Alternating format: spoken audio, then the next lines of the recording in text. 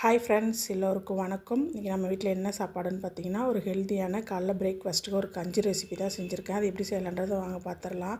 First கடாயில் எண்ணெய் சேர்த்துட்டு எண்ணெய் சூடாகிற டைமில் நான் என்னென்ன கட் பண்ணி வச்சுருக்கேன்னு காட்டுறேன். தக்காளி 2, பச்சை மிளகாய், புதினா, கேரட், பீன்ஸு, வெங்காயம், குடமிளகாய் எல்லாமே நமக்கு தேவைக்கு ஏற்ப கட் பண்ணி வச்சுக்கலாம். நான் வந்து ஒரு 4 பேருக்கு ஆகிற மாதிரி செய்கிறேன். ஃபஸ்ட்டு பச்சை மிளகாய் சேர்த்துட்டு வெங்காயத்தை சேர்த்து எல்லாம் லைட்டாக வதங்கினா போதும், ரொம்ப வதங்கணும்னு அவசியம் இல்லை.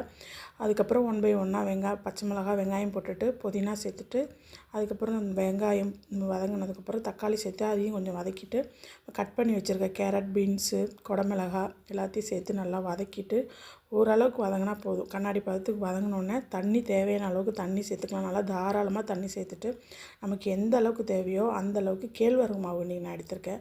கேழ்வரகு மாவு எடுத்து அதை தண்ணியில் கரைச்சிட்டு அதில் ஊற்றி நல்லா கலந்து கொடுத்துட்டோன்னா நல்லா ஒரு கொதி வந்துருச்சுன்னா நமக்கு கேழ்வரகு மாவு கஞ்சி ரெடி. சூப்பராக இருக்கும்.